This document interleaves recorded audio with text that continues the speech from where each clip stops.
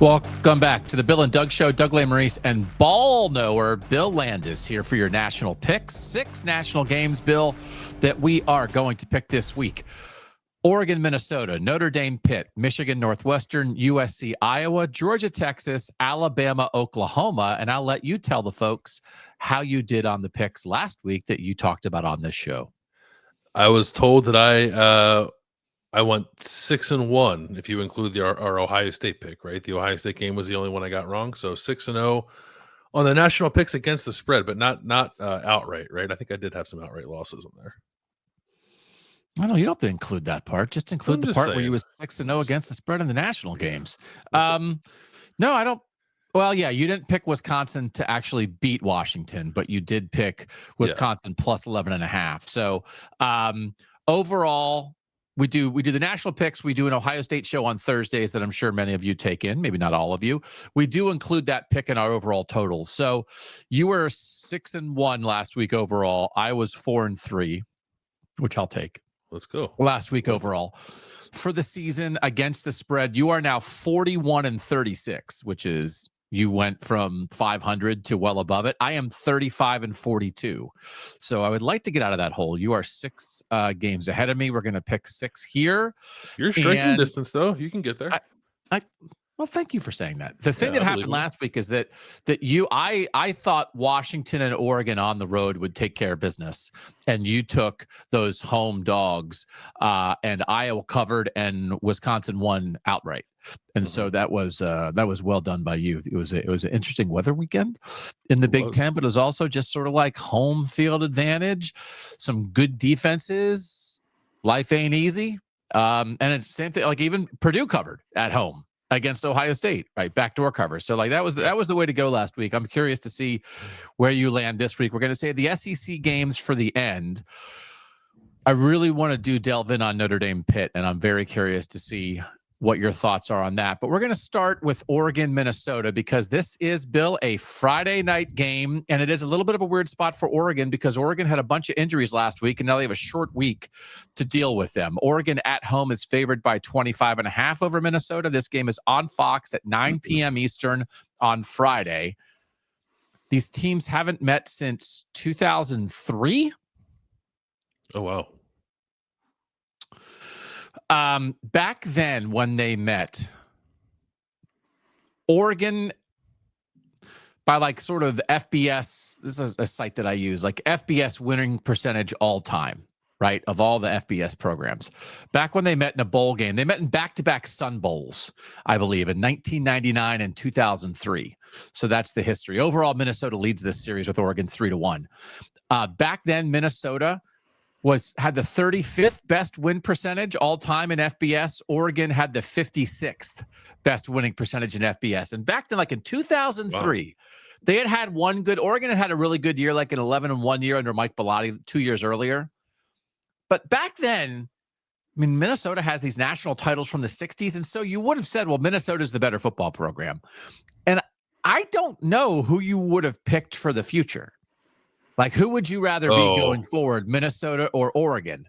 It's like Mike Bellotti, like I think Chip Kelly's there as the OC, but Oregon was just maybe starting to become Oregon. I'm looking to see what year Chip got there. Chip got to Oregon. Chip didn't get to Oregon until 2007. Oh, okay. So no Chip yet. So this is just like Mike Bellotti, good coach, no revolutionary offense.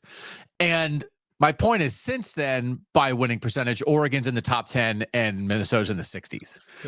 So it's not exactly a line in the sand, but it just struck me as I thought about like, in 1999 and 2003, the good people of El Paso got Oregon, Minnesota Sun Bowls. And I'm sure they were like, God, Oregon, Minnesota. But you didn't know.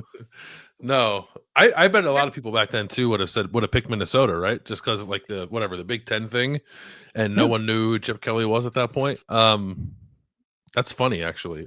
What made you look that up? Was there like something? Was it in the game notes somewhere? Or you're just like, I want to see what this was. I just looked at their history against each other. Okay. And when I saw like 2 Sun Bowls in 5 years, and then I thought, I wonder what people thought Oregon and Minnesota were back then. Yeah. Let's go check. And then that's what they are. So that doesn't really matter, but it's just an interesting, like you think about this matchup. Oregon is coming off a weird game at Iowa in the rain. Their three best pass catchers and their right tackle were all injured in that game. Decorian Moore, their leading receiver, reportedly tweaked his knee in practice, didn't play against Iowa. Kenyon Sadiq was questionable. Their great tight end, one of the best tight ends in the country, was questionable on the injury report, didn't play against Iowa. Alex Harkey, the right tackle, a rolled ankle, I guess, the week before, was questionable on the injury report, did not play against Iowa. And Gary Bryant Jr., who's their third leading receiver, had one catch, got hurt, got carted off, and didn't return. Although I guess reportedly he was like walking to the locker room. So Dan Lanning basically said, like, I'm not really talking about that stuff. So we don't know exactly what the health situation is for Oregon. It is a short week. It is probably going to rain in Oregon on Friday night. It's like 80% chance of rain. Oregon's in a goofy spot. Is it? I don't know that they are. Like, speak to it. I would think I would probably agree with you if Oregon wasn't so good at running the ball, right? Like if I just don't know, like all those injuries you're laying out, I don't think terribly impact the thing that Oregon does best, which is like kind of push you around and run it. And Minnesota's like run defense overall is not bad, but Minnesota's run defense against good teams is bad. So I don't know that I'm there. Like maybe it's a big spread, so maybe a Minnesota cover is on the table, but I don't think like any kind of weirdness is in store for this game. I think Oregon's too good. Oregon has run the ball on basically everybody except Indiana in their loss to Indiana. Oklahoma State, 312 rushing yards, 8.4 yards per carry. Northwestern, 176, 5.9 yards per carry. Oregon State, 280, 6.1 yards. Penn State, 176, 4.5 yards. Indiana, well done by Indiana, held them to 81 rushing yards, 2.7. Last three games, Rutgers, 415 rushing yards for Oregon, 11.2 yards per carry. 203 yards 2 games ago, 4.5 yards per carry. And then Iowa, 261 rushing yards, 7.3 yards per carry. So like this is Jordan Davison emerging. This is Kyle Whittington doing what he does. This is De'Aaron Hill being a nice little mix in here. This is a pretty good offensive line. And their rushing success rate, I think, isn't quite as good as USC, but their combination of efficiency and explosiveness. Oregon has 26 rushing plays of 20 yards or more. That leads the nation. I talked about their run game last week. Like you're in on this Oregon rushing attack. Very well. Yeah. I mean, in a game like this, certainly. I think it's good to point out the fact that they didn't run it as well against Indiana. I don't know that Oregon's going to like go to the playoff and hang 250 rushing yards a game on everybody and win a national title, although maybe they will.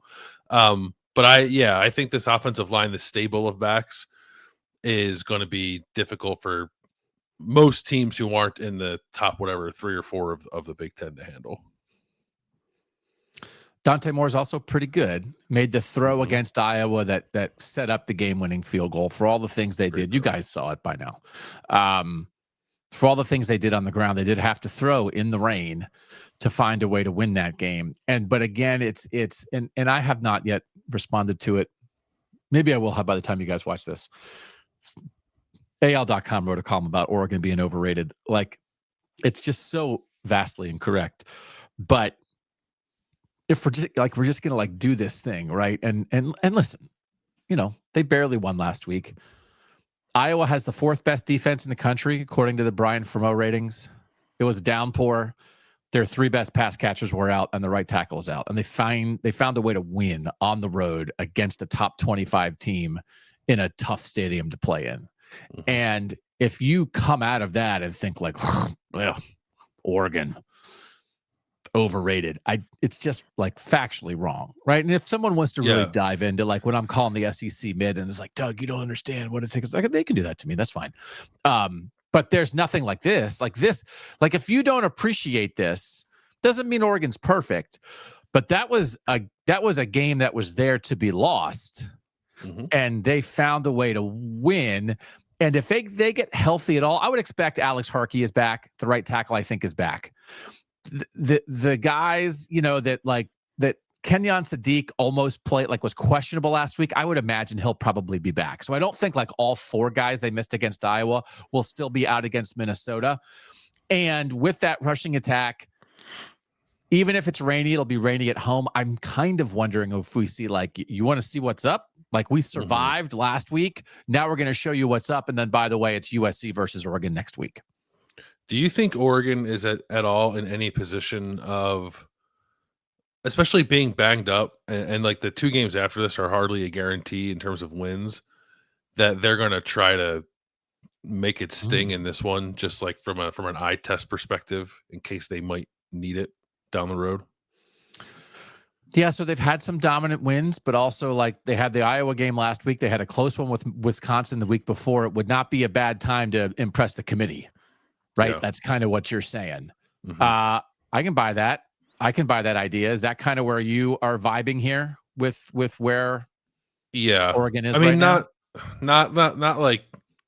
just a dominant win, nothing crazy. The thing we haven't said, so there are the 4 best defenses in the Big Ten are Ohio State, Indiana, Iowa, and Oregon. Minnesota has played 2 of them so far, Ohio State and Iowa, and scored a combined 6 points in both those games. Yep. So I think they're getting a field goal and nothing else in this game too. I have Oregon winning 38-3. 38-3. I have 42-10 Oregon. So this is one of those where you see the number, you see the 25.5, and I think it can be tempting to try to grab that in the rain, short week for Oregon, but I actually think not. I think more to your point, they wouldn't mind some impressive things here to show the committee, which is down to 11 people for the moment, because by the end, the College Football Playoff Committee selection committee by the end is going to be Mark D'Antonio and a 6-pack of Diet Coke, just going who should I put in? What a God. Can we find some adults? Are there any adults in college football who can be tasked with this responsibility? Get sitting ADs. I'm going to save it. I can rant about it on Monday or Tuesday. I just want to know, why is it not a permanent position? Get the sitting ADs off the committee. Why are we cycling through people? For the committee, sure, but for the chair, I think should be this is your full-time job.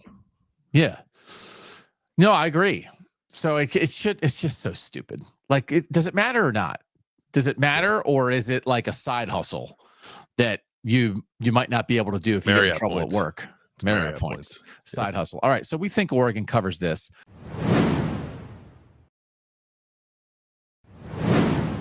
I want to dive in on Notre Dame Pitt.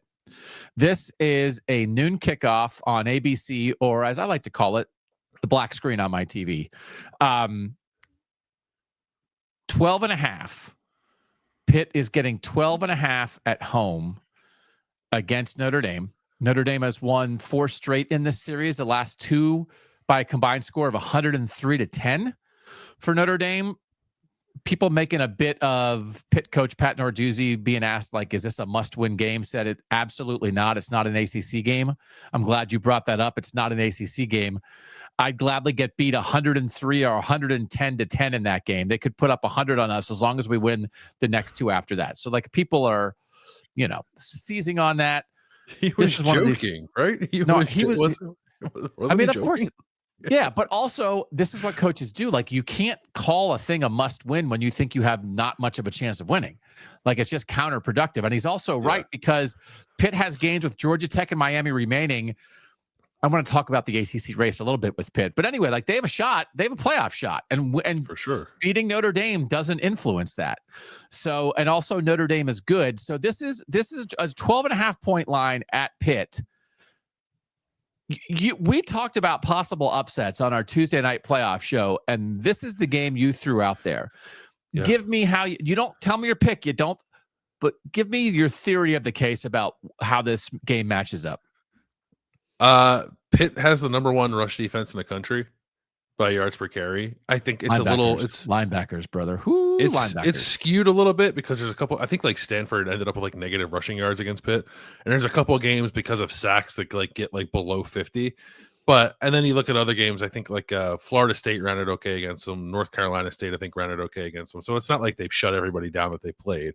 There are games where it can really get away from the opponent, and there's a bunch of tackles for loss and sacks. But I think it's a good aggressive defensive front, right? And I think that's probably what it is. You and I were at the game at Pitt last year when Kyle McCord threw 5 interceptions, and three of them were pick sixes, right?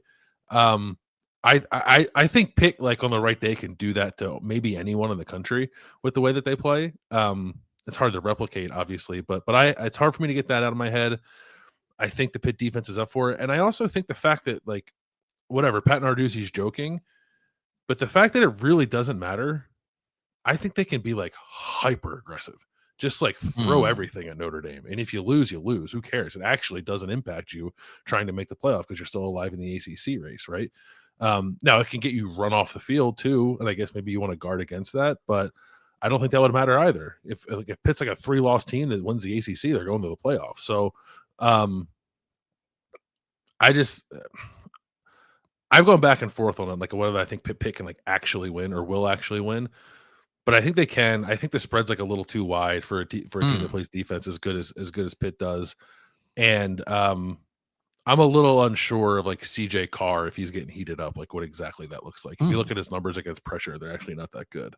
So okay. I think there is definitely a pathway for Pitt to win. Kyle Lewis, Rasheem Biles, Braylon Lovelace.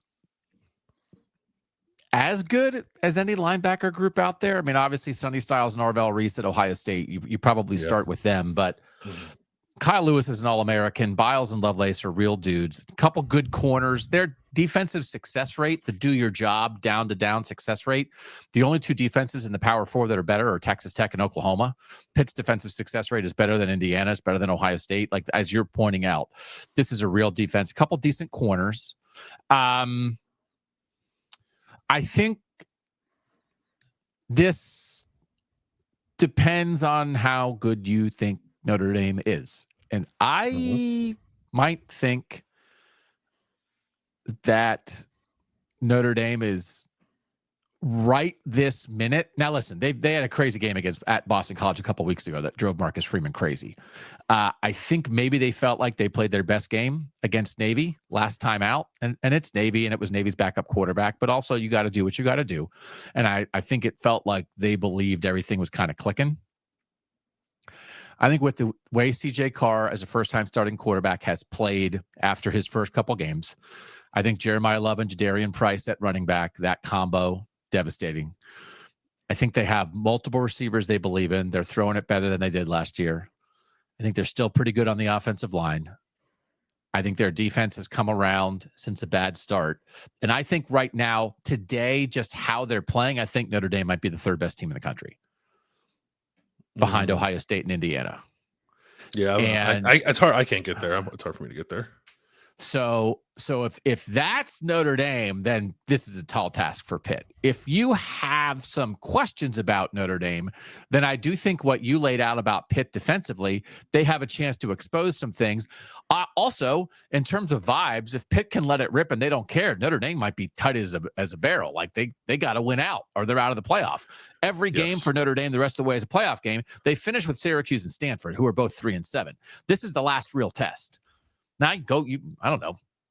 Andrew Luck might have something waiting for you, but it would be a huge upset. This is like the toughest game they have left, and they need to win 3 straight to make the playoffs. So I don't know if that could play into it. And then the other thing would be, since October 1st, so since week 6, do you want to guess what Power 4 quarterback is averaging the most passing yards per game since week 6? I'm guessing it's either CJ Carr or Mason Heinschel. Okay, it's Julian Sayin.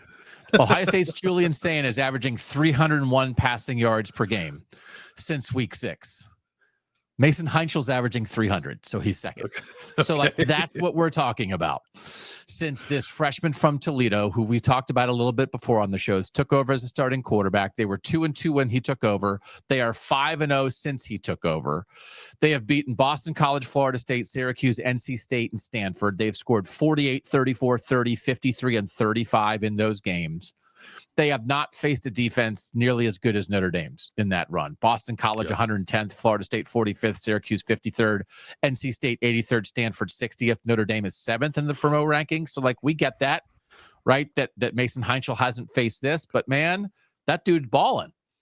So you have a basis, you have a Pitt defense as a foundation, and then you got this freshman quarterback winging it. Man, like, this is some real stuff Pitt's got.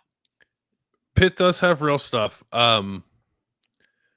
Notre Dame has 16 interceptions this year on defense, and Mason Heinchel has the 10th highest turnover-worthy play rate among Power 4 quarterbacks. Okay, that counts. He might get a little. I actually would say he has gotten loose with it and like kind of lived to tell about it. Although he does have 5 interceptions. I mean, I guess I feel like my thesis in the game is like I think either quarterback could throw 4 picks, and whichever one doesn't is going to win. Right. I really like CJ Carr. I think CJ Carr is really good since week 6, since the start of October. Power 4 quarterbacks, overall PFF grade, Julian Sayin 1, Haynes King, Georgia Tech 2, Cade Klubnik, Clemson 3, CJ Carr, Notre Dame 4. CJ Carr is playing really well.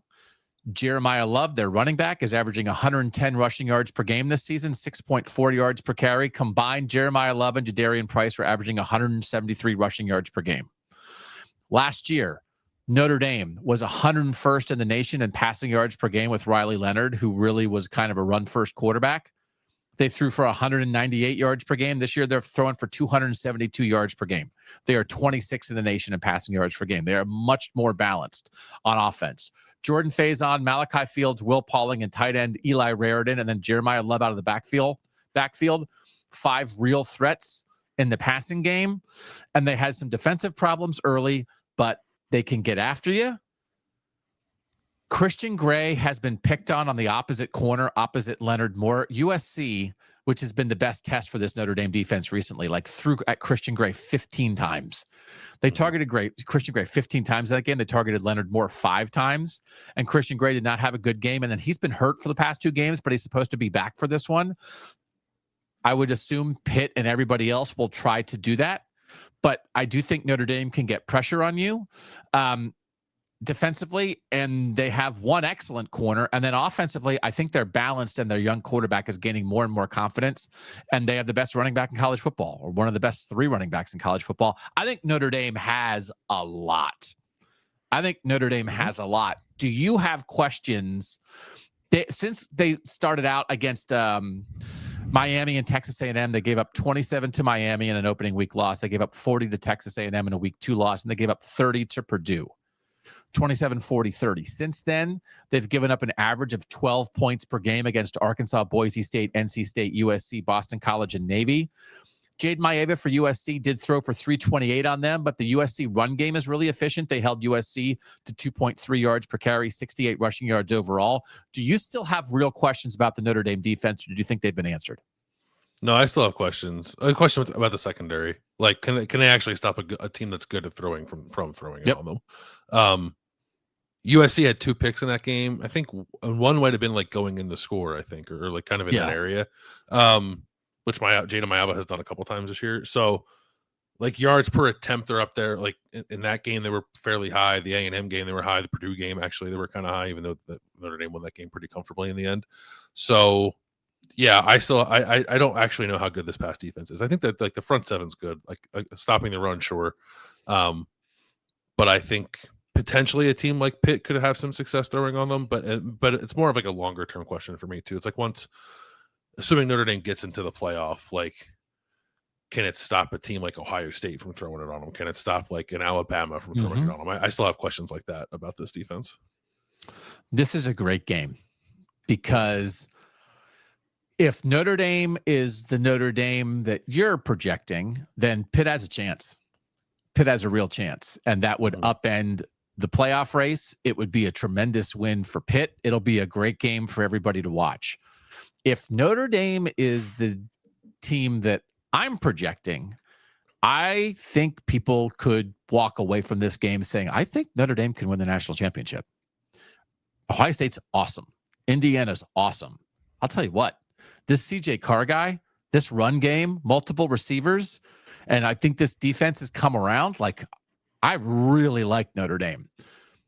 I think we're going to get closer to the second. Do you think we're going to get closer to the first scenario?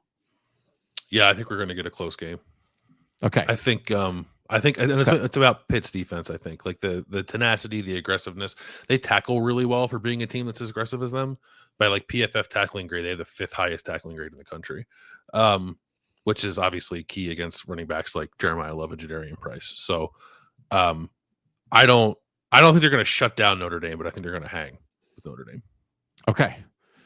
I'm really looking forward to this game. Me too.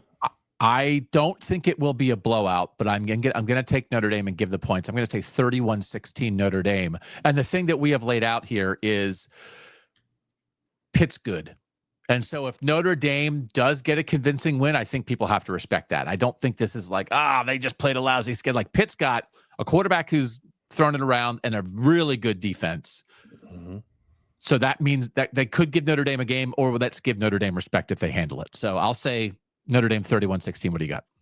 I have the same Notre Dame number as you, but I'm 31-28. Okay. Man, that's a banger. All right. I'll be at your house to watch that. All right. This one, we want to talk about Michigan and Northwestern. This is at Wrigley Field. This is Michigan favored by 11.5. This is on Fox at noon. Big Noon's going to be hanging out in Wrigleyville.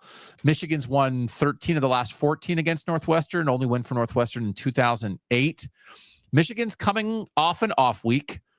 Almost lost to Purdue last time out. Michigan was only up 14-10 entering the fourth quarter and stopped Purdue on 4th down at midfield to kind of put that game away. But they also were pretty hurt in that game. Jimmy Rolder, one of their really good linebackers, didn't play. Jalen Barham only played 2 snaps in that game. They should be back, I think it sounds like. Rod Moore has been out as of late at safety, really good safety. It seems like they think he could be back. Donovan McCulley, their number 1 receiver, Marlon Klein, their tight end, both went out in the last game against Purdue with injuries. It sounds like they will be back, but I don't think Justice Haynes is going to be back yet. He reportedly was going to have a foot surgery, and I think that's like they're trying to get him back by the end of the year, which means they're trying to get him back for the Ohio State game. Justice Haynes leads the Power 4 in rushing yards per game at 122 yards per game, but Jordan Marshall is a heck of a guy to give the ball to when Justice Haynes is not there. My main point on this is this is why I think it's important to talk about Michigan Northwestern. Purdue's not very good. Michigan only beat them 21-16. And the game was in doubt in the fourth quarter. Michigan had some key injuries in that game. Michigan has had a week to get healthy. Michigan is at Maryland next week. Maryland's not particularly good. Northwestern's got enough of a defense, I think. Northwestern has a good running back. They have a good number 1 receiver. Their quarterback is a little hit and miss sometimes, but he can make some throws. This is an important game to get a read on Michigan and who Michigan really is before the Ohio State-Michigan game. Because I think this has a chance to tell us that, because they getting healthy, except for Justice Haynes, with an off week to reset themselves schematically, mentally, physically, and Northwestern's good enough that if you dork around, Northwestern will give you a game. I am very eager to see what Michigan looks like in this game. Yeah, I think Northwestern's defense in particular, right? They're gonna make Bryce Underwood, I think, like have to earn it if he wants to move the ball down the field and score. It's what Northwestern does against most teams. I think it's interesting too, right? It's not a marquee kind of game, but given that Northwestern is like just good enough, I think, to potentially make it interesting. It's at Wrigley, which is weird. Yep. We even saw like Ohio State last year, I think like was a little slow, just like kind of figuring out what it is to play at Wrigley Field. Although Northwestern has never won at Wrigley Field, which I think is They always play good games. They don't. Yeah, they don't usually play Northwestern, Purdue at Wrigley Field. But they did in 2021 and they lost. Oh, wow. so it happens. But I'm with you on it. I'm also curious to see, like, from what I was reading, a lot of these injuries sound like they could play, but does Michigan try to hold them out, right? Like, just so you can try to be like as fresh as possible for the Ohio State game in a couple of weeks. I don't know. But yeah, I do kind of think it'll be close. Like I don't know that Michigan's going to be like sweating a loss in the fourth quarter, but I think Northwestern's going to be like kind of annoying and hang around in this game. I think these two games we're talking about are very similar, right? Like Notre Dame and Michigan, let's see who you really are. And Pitt and Northwestern are both good enough to, I think, at least make you show who you really are. And if you don't play well, they might give you problems. So I think Notre Dame Pitt is elevated. Michigan Northwestern is a little bit the JV version of Notre Dame Pitt. The spread is similar. This is 11.5. I have Michigan 29-16. I have Michigan 24-14. Okay, so you're taking the points. The points. Okay.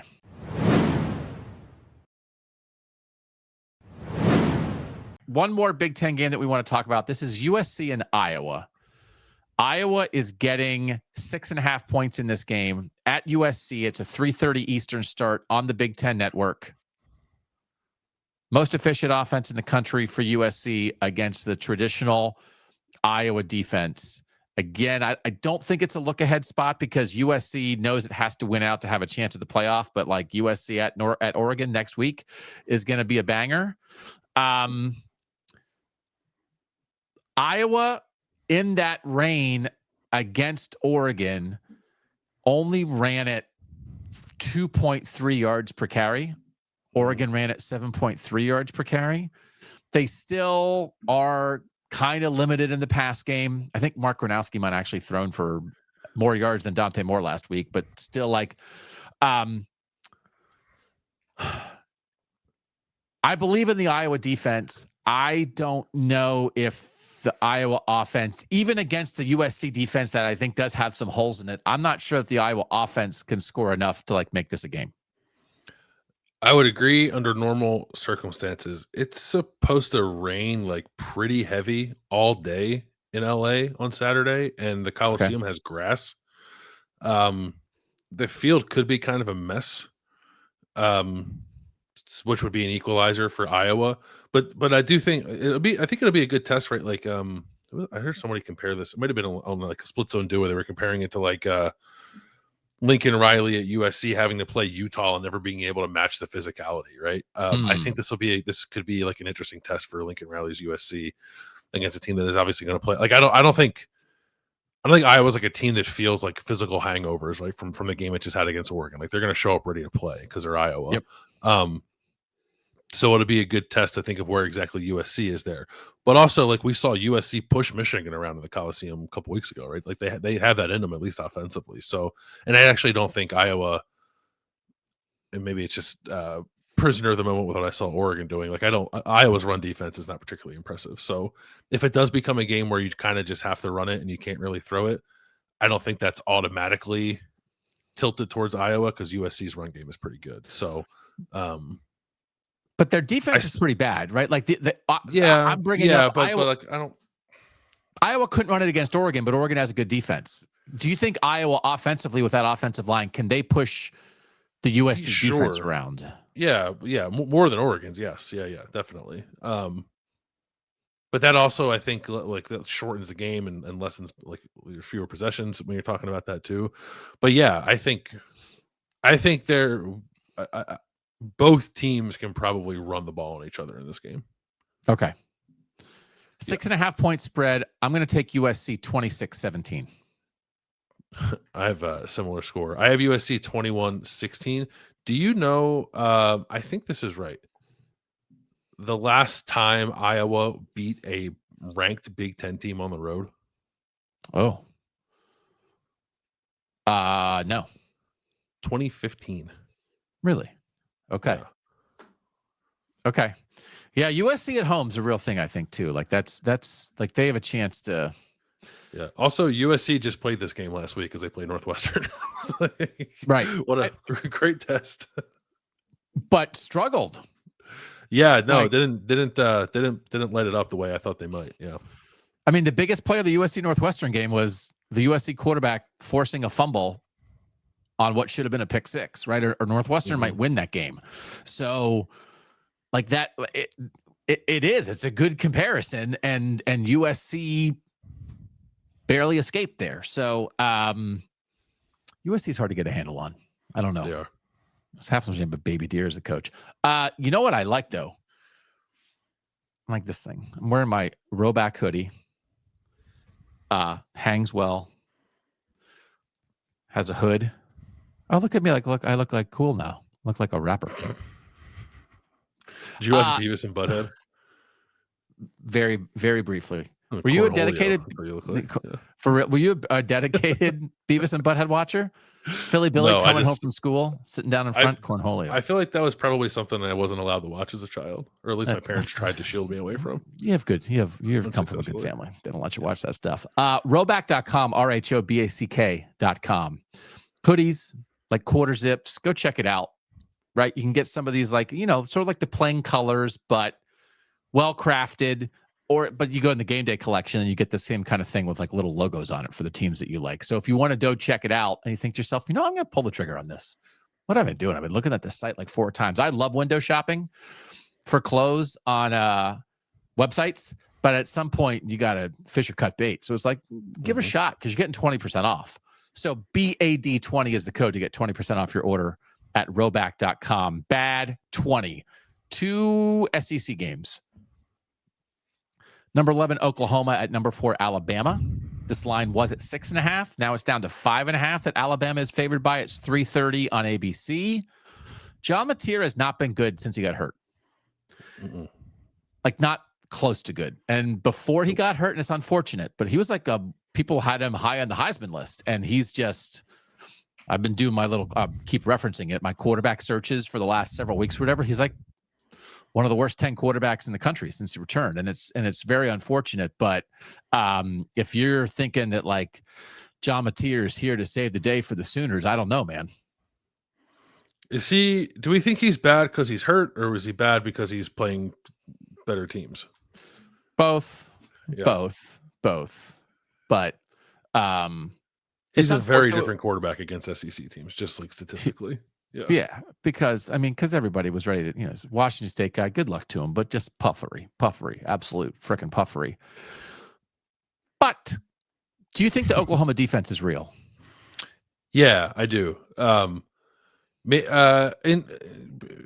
them or Texas, probably best defense in the SEC. Okay. Yeah. So Oklahoma's not good. Oklahoma's best win is Tennessee. They got outgained by Tennessee 456 to 351 and won anyway. And Tennessee's best win is Mississippi State or Syracuse. So this is the Ponzi scheme of the SEC. It's like, oh, wow, Oklahoma beat Tennessee in a game that they should have lost. How impressive is that? Well, who's Tennessee beaten? Nobody. Okay, then why do you think Tennessee is good? Puffery. Okay, congratulations, everybody. So I don't think Oklahoma's that good. But I am super curious if this defense can give Alabama real problems. Do you think that they will give Alabama real problems? Yeah, I think. Well, they will render Alabama one-dimensional because most teams do because Alabama can't run the ball. But this is the second best run defense in the SEC against the second worst rushing offense in the SEC. So it's all going to be on Ty Simpson. But Ty Simpson, like if you look at the game, like the best defenses he's played, right? He's played. So by SP Plus, this will be the best defense he's faced. But he's played 4 other top 25 defenses by SP Plus, and he's averaged 250 yards per game with 8 touchdowns and no picks. So like he has played pretty well in those games. They haven't lit it up. There's a lot of scores in the 20s there, but he's played well enough for his team to win. But yeah, I think Oklahoma's defense can give Alabama all kinds of problems. I think so too. But this is nightmare scenario for the rest of the world if Oklahoma beats Alabama, because it makes Oklahoma very frisky for a playoff spot, and it doesn't knock Alabama out of the playoff. And so I can't in good conscience pick Oklahoma in this game, no matter how much I think Alabama is a puffed up fraud. I've gone through the whole season picking against Alabama. They've managed to win week after week. And like, there's a part of me that's like, right now's going to be when the rubber hits the road. They're playing a really good defense. We're going to find out that Alabama offense isn't as good as you think, and the result's going to be 6 SEC teams in the playoff, and I'm going to have to lock myself in my basement.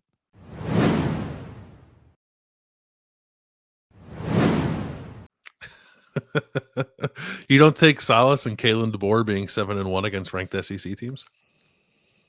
Future Penn State coach Kalen DeBoer. Can I just say, coach Kalen DeBoer? Yeah. Can I say, when you and I did Around the Shoe like a month and a half ago, right after James Franklin got fired, and we threw out names, right?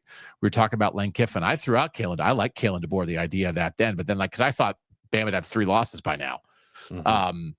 Our friends at the Nittany Dispatch, I was listening to their latest show. We certainly would invite you guys to go check out the Nittany Dispatch wherever you find podcasts and here on YouTube. And our guy John Sauber over there keeps beating the drum for Kalen DeBoer. Interesting. Like he very much thinks like the home run, like realistic, like they are trying, and he is not closing the door on them. Are Mike Elko from Texas A&M and Kalen DeBoer from Alabama, and so I remain intrigued by that. And by the way, if Kalen DeBoer is coaching in the North, I'll be his best friend. I just think he's a bad fit in Tuscaloosa. Yeah, well, it'd be interesting because I don't think Alabama's going to win a national championship, but I think it's pretty clear that Alabama is more than likely going to make the playoff. Can you leave a playoff team? I guess you can if you just feel like you're not the right fit. They're recruiting well too. I don't know. Are you doing it? Are you going to pick Oklahoma and blow up the world? No. Kalen DeBoer 7-1 against ranked SEC teams. Brent Venables 3-5. Did beat Alabama last year. That was one of those Kalen DeBoer beats the good teams but loses to the bad teams losses for him last season. And that's the loss that kept Bam out of the playoff. Yeah, one of the other wins for Brent Venables is Auburn this year, which fired its head coach. Because Auburn, believe it or not, was ranked at some point this year. Wow. I have Bama by a touchdown, 24-17. Oh, I have 24-16. Nice. So there we have it. But we're both taking Bama minus the points. Yep. Final one is Georgia, Texas. This is another SEC game. It's at 7:30 on the blank TV screen in my basement. Georgia at home is a 6.5-point favorite. I was very much like realistically gonna say, are we sure that Texas isn't just better than Georgia right now? And then I remembered that 2 of Texas's last 3 games were overtime wins over Kentucky and Mississippi State, who are at the bottom of the SEC. And I was like, okay, Doug, like I think Georgia's puffed up, but I can't get all the way there on Texas. And their good win is a game that they led Vanderbilt like by 4 scores. They led 34-10 entering the fourth quarter and gave up 3 straight touchdowns to make it a game, 34-31. So even when Texas is getting a big win, they're barely doing it. So Texas is a mess, but I also think Georgia's a mess. The Georgia defense is not that good. The Fermo index, the Fermo ratings that we like defensively, Texas 10, Georgia 27. Their defense is not that good. And just hey to our guy Shane, who's going to message me about my Georgia thoughts as soon as this podcast ends. Do you know last year Georgia Texas played twice? Georgia really worked Texas over up front. Georgia had 13 sacks in those 2 games against Texas, and this year Georgia on the season has 11 sacks. Oh my! They're not getting after it up front for whatever reason. I don't think Texas's offensive line is good, but I just don't know that that's as much of a mismatch as it was last year. That because it kind of like rendered Texas like non-competitive against Georgia. So that's different. I thought like Texas is like really good, but like their Texas's defense is really good, but like they're leaking kind of lately. Like You mentioned it. Mississippi State put up, I know like total yards is whatever, but 445 yards from Mississippi State against Texas's defense, 423 for Vandy. Florida put up 457. I don't know. Maybe their defense is bad too. Yeah. Okay. So I don't know. I don't know what to make of this game. I think Arch is playing better. I'm curious, like if he's like kind of turned the corner, and if that might make the difference. I think Gunnar Stockton has been bailing George out all year. I was very. He's a big moment kind of. Like if it's close and he has the ball, you actually like. I have pretty strong belief that he's going to lead the drive to win the game, right? You know, he's got a little love in him.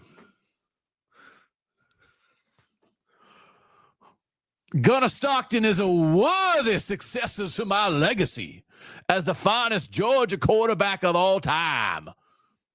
Stetson's here. You may refer to Gunnar as Stetson Jr., and I would be more than happy to glorify his name. I think Texas is going to win. Georgia, here's the thing. Georgia has lost to Bama. They beat Tennessee in overtime. They came back, got a touchdown on 2-point conversion, won in overtime against Tennessee. Ole Miss, they were down 9 points entering the fourth quarter, and they came back and won. Florida, they were down 20-17 in the fourth quarter, and they came back, got a touchdown drive, and won that game. For Mo Index defensive ratings, Florida 28, Tennessee 31, Ole Miss 42. The Texas defense is 10th. I could see Georgia getting in that spot again, getting down, and here comes Gunnar Stockton to the rescue, and maybe the Texas defense is actually good enough to get a frickin' stop because nobody's gotten a stop against Georgia when it mattered the entire year. And if any of these incompetent defenses in the SEC, and guess what? They don't play defense in the SEC anymore.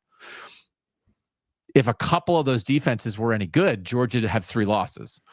But Gunnar Stockton has made unbelievable plays, like all credit to Georgia. But also Georgia keeps digging holes. Georgia keeps digging holes, and its conference lets them out because its conference doesn't know how to finish, including Ole Miss, everyone's favorite playoff team. So can this be the team? Can Texas be the team? And I was like, I don't know. That's probably the best defense Georgia's faced. And then you come in here with like, well, they gave up 457 to Florida. So I don't know. I do think the total for this game is only 49.5. If this game is like 45-44, I don't think I'd be surprised with the way like some of the games or some of the ways the defenses have looked this year. But I think it's lower scoring. And I'm gonna stay true to my current playoff projections as well, which have Texas in. So I think I'm picking Texas to win 24-21. Yeah, I'm picking Texas to win too. I pulled myself back from a score that you were talking about, like in the 40s. So I have 33-26 Texas. Okay. But I might hit $2 Dougie on that over. So okay. Good weekend. We have some games that matter. I'm particularly intrigued by Pitt Notre Dame, but hopefully you guys have functional TV networks that come into your house for the money that you pay. If not, go to your friend's house. We will. Okay, but we got the $20 credit. Do you get your $20 credit? So you had to like jump through 6 hoops and find a secret button. They couldn't just give it to you. Yeah. Chris Vanini from The Athletic is the guy who pointed it out to me. Like he did a Twitter post that was like, hey, by the way, you got to do this for YouTube. And I was like, what? So then I did it. I was shouting up to my wife, what's our password? It's like $20. By the way, we should be getting $50 back. The whole reason I have YouTube TV is to watch college football and record all the games and then have them right at my fingertips. And a bunch of the games are on ESPN and ABC. So YouTube TV, $20 ain't cutting it. Also, especially the 20 hidden bucks. 20 hidden bucks is not cutting it, YouTube. I'd cut bait yesterday if I knew where to go because I want to have all the recordings. Is it as easy to record on every other thing you do? No, and it's not like YouTube. I think is unlimited too, or not unlimited, but you can build up a nice bank of recorded games. I have NFL Sunday Ticket through YouTube TV, so I'm stuck with them. God, they can all suck it. So get it figured out. The government is open. Figure out the TV thing. Could you bet on that on FanDuel? What gets opened first? The ABC, ESPN games on my TV or the entire government? How is the entire government figuring it out faster than YouTube TV and Disney are? Oh, we're just consumers. They just all can collectively cram it so hard. My God, I'm going to get my $20 credit, and I'm going to come to your office, YouTube TV, and cram it up your cram hole. We will see you guys, Ohio State postgame show late on Saturday night. Ohio State Sunday sound off with our Substack subscribers, Bill and Doug shoot at substack.com. Playoff show on Tuesday night, right? That's for everybody. That's for the college football folks. And we had Joshua Perry from NBC Sports join us on our YouTube show and podcast feeds here this week. Another national broadcaster should be joining us next week. So we'll have another show with that. I don't want to give it away in case it falls apart, but that's the plan. So thanks to you guys for being here. Go check out rowback.com. Make sure you like, subscribe, tell a friend about the Bill and Doug Show. We'll talk to you soon. For now, he's Bill Landis. I'm Doug Lesmerises. And that was the Bill and Doug Show.